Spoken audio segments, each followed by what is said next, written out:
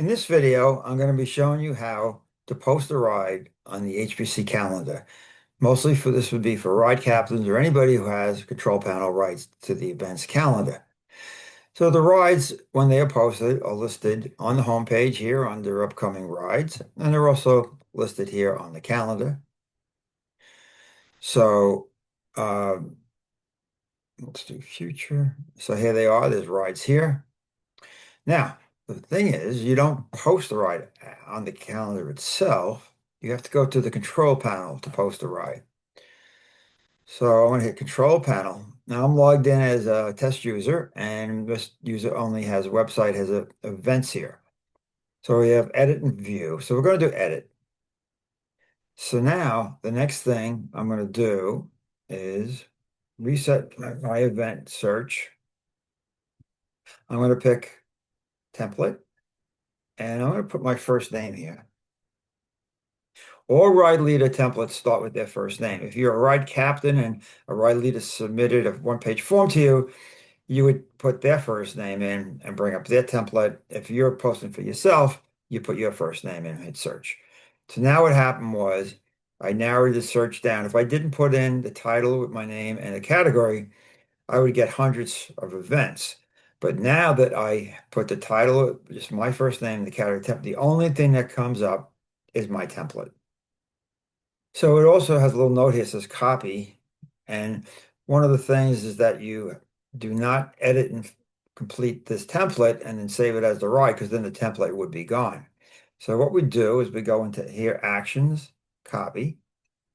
So here's where you're going to put a title of the actual ride in.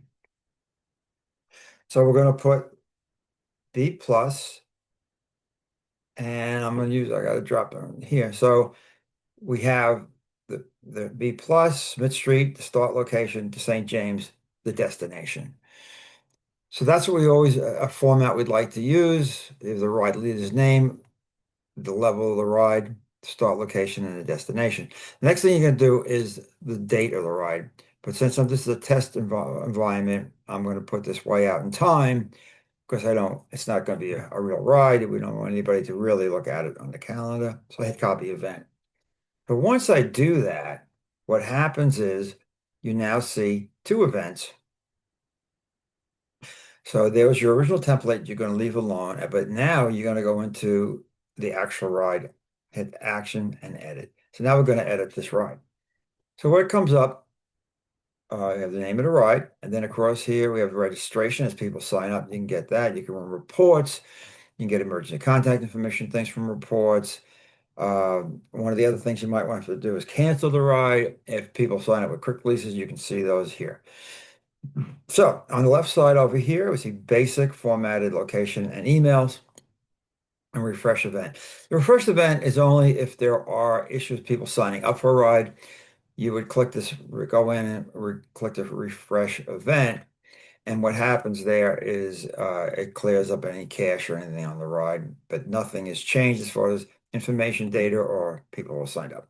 So what we're going to do is go over here to the edit.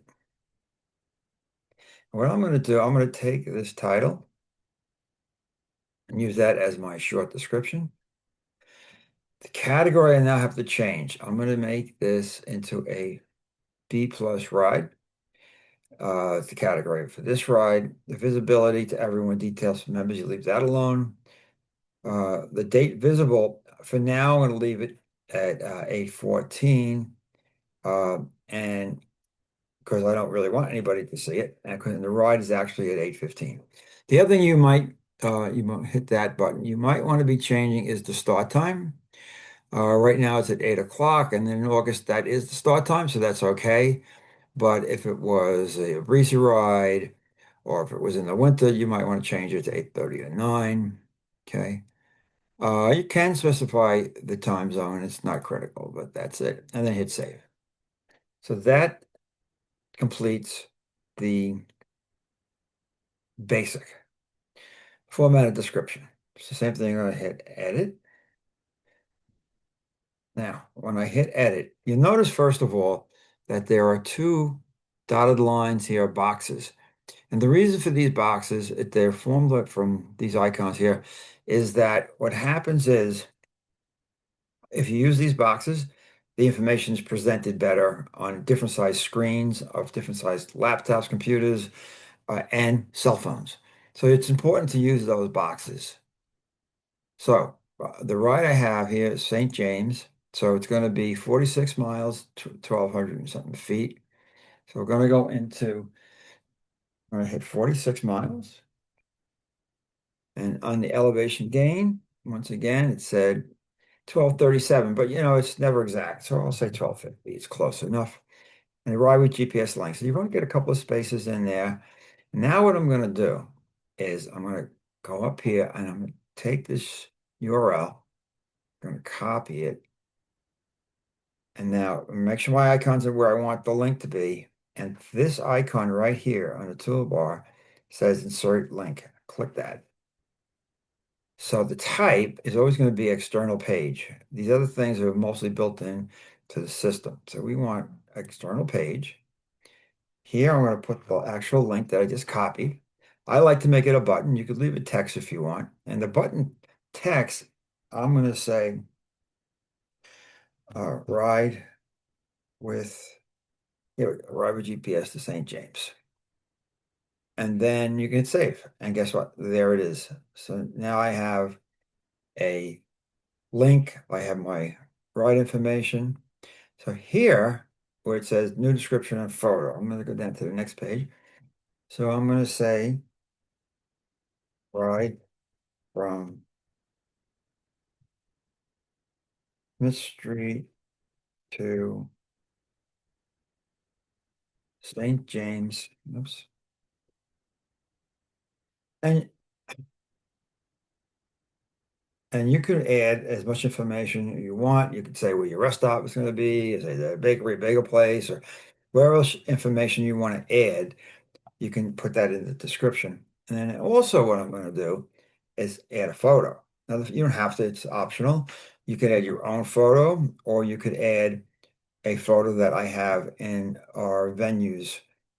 And the way to do that up here, just to the right of the link icon or two icons. One says insert photo and one says web image.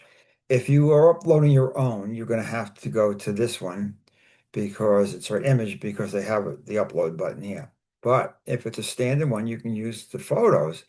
So I have set up either location or venue, either one, and hit show photo. I have a list of different start locations and destinations that you can pick from right here.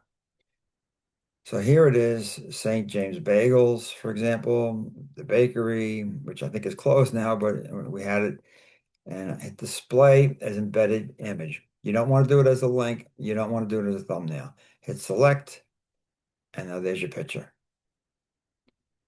All right. And now hit, we don't need to do that. I'm sorry. Hit save. Okay.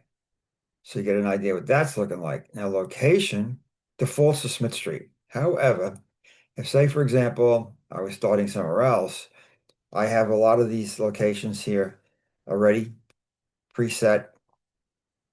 So if you were not starting in Smith Street, you can pick one of these other locations and it would change the information here. But in this case, and also if you have to type in a location that's not in the list, you could do that.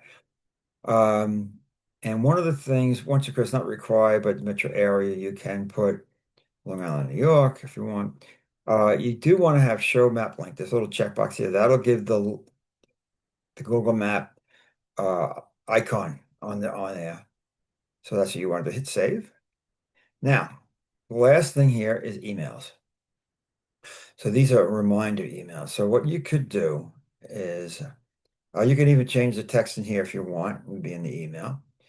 The reminder automatically send a reminder to all registrants. So I could say send at say 2 days before. You could do another one day before if you want. You do not want to do here because this goes to all members of the club. So that we don't want. So you can do this way. Anybody who signed up for the ride, you get a day or two before the ride, they'll get an email to remind them it's saved. So that is it. Your ride is basically set up. So now to look at it, what you could do is hit back to events. and then you're going to see what the ride looks like. So here it is, Melody B plus Smith Street to St. James. There's the date, the category. Once again, we have the elevation, the ride with GPS, the picture, the description. And what you would do then, it's now on the calendar. So that's basically how you would set up a ride. Now the ride leader, whoever he is, if you're a ride captain, you're setting up that ride leader will now have rights to administer the ride and can get once the ride's on the calendar. They can't go into the control panel, they can't go into other people's rides, and then they will be able to use the admin options and get in there. So that is how you set up a ride on the ride calendar.